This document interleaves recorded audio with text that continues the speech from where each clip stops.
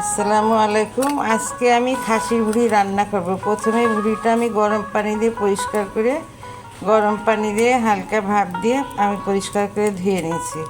নেওয়ার পরে আমি কুটে নিয়েছি। এবার আমি রান্না করব। আপনারা আমার সঙ্গে থাকেন, দেখেন আমি কিভাবে রান্না করি। বেশি তেল দেবো না, চর্বি আছে তো ওই জন্য প্রথমে তেল দিয়ে দিলাম, দারচিনি দিয়ে দিলাম। এবার পেঁয়াজটা আমি ভালোভাবে ভেজে নেব। আজকে আমি নারিকেলের পেস্ট দেবো ভুঁড়িতে, দিলে আর একটু সুস্বাদু হবে। এবার তেজপাতা দিয়ে দিলাম। পেঁয়াজটা হালকা ব্রাউন হয়ে গেছে, এবার আমি একটু জিরা দিয়ে দেবো।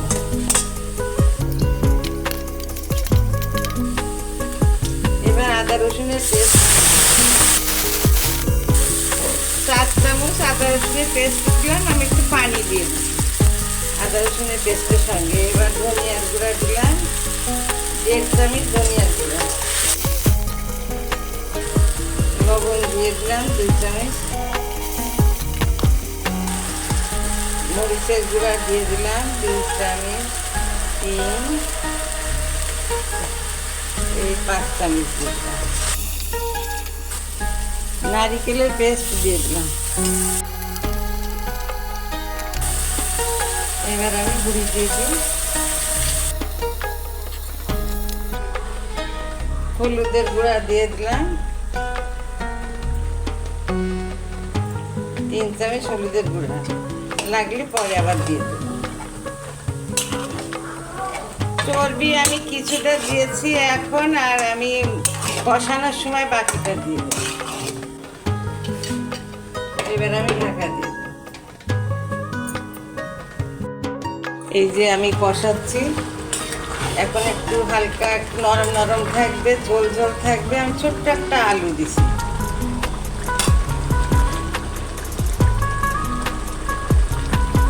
এই যে কষানোর সময় আমি একটু গরম মশলার গুঁড়া দিয়ে দিলাম,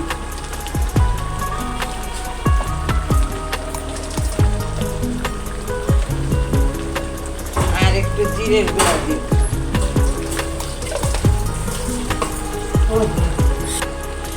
এই যে আমার ভাজা ভাজা করার জন্য তেল উঠানো পর্যন্ত নাড়তে থাকতে হবে। উপরে তেল উঠে আসবে, তারপরে দিয়ে দেবে। একটু ভিজা ভিজা রাখবে।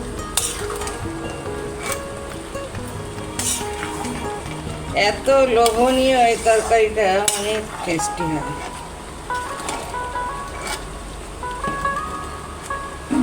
পরিষ্কার করাটাই যা ঝামেলা।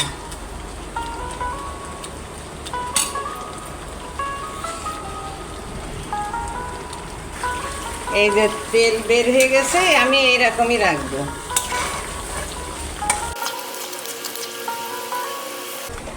এই যে হয়ে গেছে আমার। আমি এবার জিরার গুঁড়ো ছিটাই দেবো উপর দিয়ে।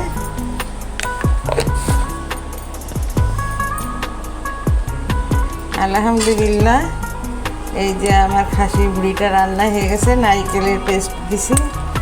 এই যে এইরকম আমরা এরকম রাখি, কড়া করে ভাজি না। এই যে তেল তেল ওঠা পুরাটা সিদ্ধ হয়ে গেছে।